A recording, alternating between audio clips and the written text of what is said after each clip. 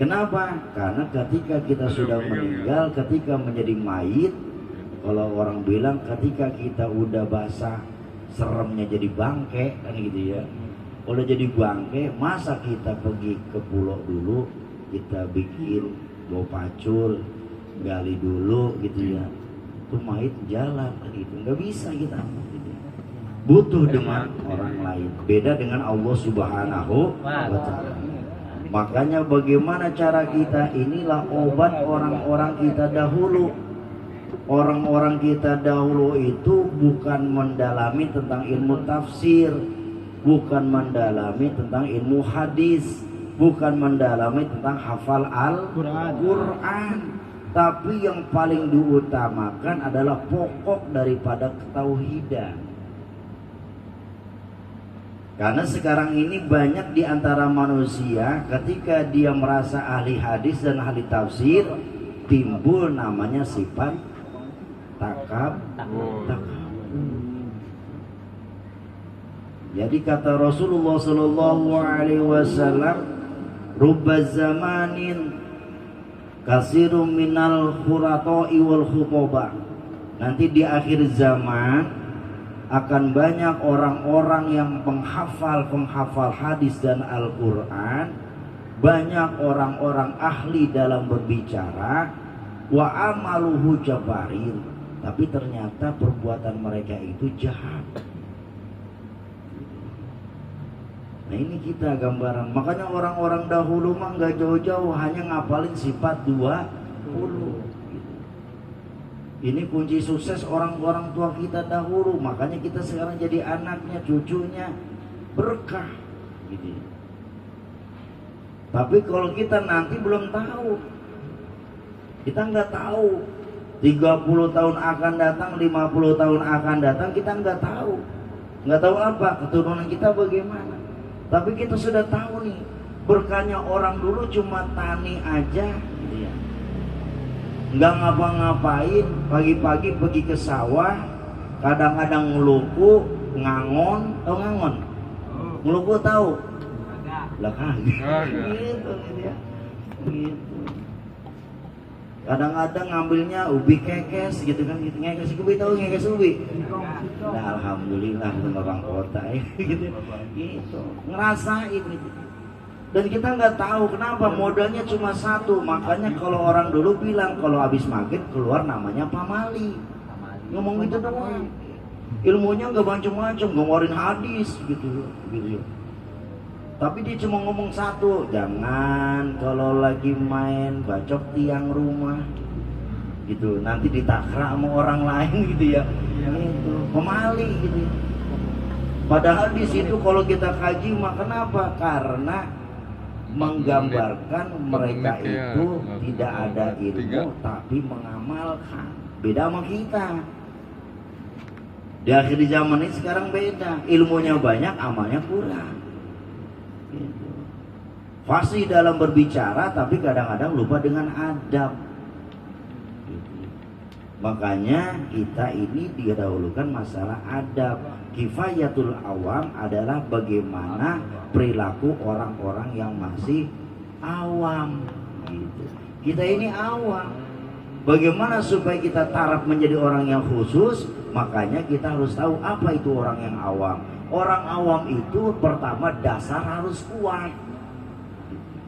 Tanamkan di dalam tauhid kita sifat 20. Dimanapun kita berada, di sana kita yakin. Malam-malam gak usah takut. Ini malam jalan sendiri ketakutan, takut ada nibla. Kalau nggak ada yang seneng malam-malam ketawa, baik. Makanya kita gambar gambaran kuntil anak itu makhluk Allah yang seneng terus. Dia udah mau nggak pernah sedih, tawa baik. Gitu ya. Dan ini gambaran buat kita. Dan lebih anehnya lagi, kenapa kuntil anak nongolnya malam? Coba kalau siang kuntil bapak namanya. Ini ya gitu. Nah ini gambaran buat kita. Gak usah takut. Kenapa? Karena dalam tubuh kita, di dalam keyakinan kita sudah masuk namanya wujud. Apa itu wujud? Ada. Ada siapa? Adanya Allah Subhanahu wa Ta'ala. Masih kurang yakin gua, ditambah lagi bukan hanya wujud, kidam. Kita ini ada yang menciptakan. Semuanya ada yang menciptakan. Makanya Musonif menjelaskan di dalam sifat yang kelima disebut qiyamuhu binafsi. Jadi taraf sekarang memasuki tentang sifat Allah yang artinya Allah itu berdiri sendiri. Kenapa? Karena nanti ketika kita sudah menguasai keimanan, ketika iman kita sudah mantap tanpa ilmu, akhirnya digoda oleh iblis. Ini hati-hati. Ketika kita sudah imannya mantap, ibadahnya getol, tahajudnya nggak pernah ketinggalan, digoda dengan ilmu agama kita. Kata iblis, udah berapa tahun tahajud, udah berapa tahun khatam Quran, kira-kira pernah lihat Allah enggak? Tuh hati kita juga bisik gitu. Pernah lihat Allah enggak? Ketika kamu lagi baca Quran, kamu lihat Allah enggak? Ketika kamu lagi tahajud, yang kamu cium itu siapa? Yang kamu sembah itu siapa? Seharusnya berbentuk. Cari bentuknya. Gimana Allah? Ini godaannya. Karena kita nggak punya ilmu, akhirnya setelah kita pergi ke Gunung Bunder, pulang-pulang dari Gunung Bunder, ketemu curug ngumpet, 40 hari nggak keluar-keluar, begitu turun dari Gunung Bunder, ngaku jadi nabi. Siapa? Musadek. Musadek hebat ilmunya, imannya juga hebat. Dan yang ngikutin juga, dia ngaku nabi bukan hanya SD, S1, sarjana. Kalau SD mau lulusan SR, SD, SMP wajar. Bego berarti. Nah, ini mah sarjana yang ikut. Orang-orang intelektual pada ngikutin, ngakuin Musaddiq jadi nabi. Kenapa? Karena tertipu. Ilmunya hanya ada di dalam detail. Ilmunya tidak masuk di dalam tubuhnya. Ilmunya tidak didasari dengan agama. Jangan sekali-kali nanti, bahkan nanti ada yang Allah sudah berikan kepada kita, yang digambarkan oleh baginda Rasul, nanti ada yang paling besar, yang sangat kita takutkan, namanya fitnah Dajjal. Ini kalau kita kurang kuatnya iman, bahaya ini. Apalagi misalkan anak muda, malam minggu jomblo, kerjaan gak ada, datangin ke rumahnya Fatimah, cakep, demplon, datang ke rumah, aku mau aja, iya, malam minggu jomblo, mau jadi pacar saya, lah kagak nolak, cakep kan itu ya, cuma syaratnya kalau mau jadi pacar saya, jangan sholat, jangan haji, pokoknya jadi dah pacar saya. Kira-kira kalau ditawarin gitu gimana jawabannya kita? Gembel. Coba itu. Atau nanti tiba-tiba datang seseorang kepada kita, karena melihat kita nggak punya kerjaan. Datang seseorang, Mas, nganggur? Iya. Udah berapa tahun gara-gara pandemi nganggur saya. Mau kerja nggak? Mau. Ngapain? Jual ganja. Gitu ya. Jual ganja. Itu yang gitu. Akhirnya apa? Karena kurang iman, bener dah tuh ngikutin. Ada lagi datang orang lagi nawarin kerjaan, enak kerjanya, dapat jabatan, cuma satu, keluar dari agama Islam. Ketika disitulah diuji keimanan kita. Bahkan nanti lebih bahaya lagi, kita nggak tahu. Datang orang bawa golok, bawa samurai, bawa senjata, nodong sama kita, keluar nggak dari agama Islam? Kita nggak tahu. Makanya sekarang nih kita harus kuat.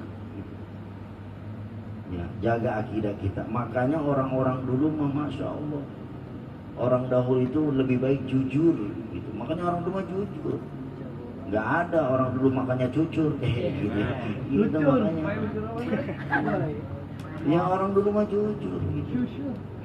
Makanya orang-orang yang jujur sampai saat ini pun senantiasa keturunannya pun baik kayak kita, alhamdulillah. Gitu ya. Walaupun kita sederhana tapi tidurnya nyenyak. Kita tidur nyenyak, malam-malam ada yang gerapak gerubuk juga santai. Bodoh amat, tikus pasti mau ngambil apaan sih tikus? Ada itu garakin gitu kan. Tapi kalau kita punya duit banyak, ada geratak-gretek pakai CCTV. Kenapa? Takut bandanya hilang. Udah ketakutan, mau tidur aja udah ketakutan. Makanya yang kita nih masih muda, kita harus kaya. Kayanya dengan apa? Kaya dengan ilmu. Kaya dengan ilmu. Aduh, Ustaz, saya mau udah usianya lanjut begini, udah mulai gak remaja lagi, gimana? Tetap kalau nuntut ilmu itu tidak memandang usia. Utlubul ilma minal mahdi ilal lahdi. Tuntutlah ilmu dari buayan sampai ke liang lahat. Terus sampai ke liang lahat. Berarti apa? Sampai ke liang lahat. Liang lahat itu namanya apa? Kuburan. Kuburan dikerongin namanya apa? Nah, landakan tuh ya. Itu. Tuh, Pak Nur mah paham. Lobang landak tuh, gitu ya. Jadi ketika masuk dalam lubang landak, kita masih dituntut ilmu. Makanya apa tuntutan ilmunya? Diajarin, disebut talqin. Ditalqin tuh. Ya, dibacain talqin kita. Itu ilmu yang terakhir tuh. Ketika kita masuk ke dalam liang, dikasih ilmu yang terakhir. Dibacain sama seorang pentalqin. Amil, Ustadz bacain. Ketika itu pakai bahasa Arab. Saya ngerti enggak? Di sana mah udah pada ngerti kita bahasanya gitu ya. Kenapa? Pakai bahasa Tarsan gitu ya. Semuanya ngerti. Nanti di akhirat itu kulluhum bil ghatil arabiyyah. Semuanya dengan bahasa Arab. Kalau nggak percaya mati duluan, kasih kabar sama saya dah. Iya, pakai bahasa Arab nanti gitu. Semuanya pakai bahasa Arab. Jadi nanti alam akhirat itu dengan bahasa Arab. Makanya ditalqin. Ketika ilmu yang terakhir, ketika kita masuk ke liang lahat, disitulah ilmu diajarkan, diingatkan. Wahai hamba Allah, jangan takut. Nanti ketika kami sudah meninggalkan, datang dua makhluk. Dan kamu jangan takut. Dua makhluk ini adalah salah satu ciptaan Allah. Siapa? Munkarun wa nakirun. Malaikat munkar dan karena kita udah belajar, paham itu. Lah kalau kita nggak pernah ngaji mau bingung. Munkar nakir, siapa munkar nakir? Nggak pernah ngaji gitu mah.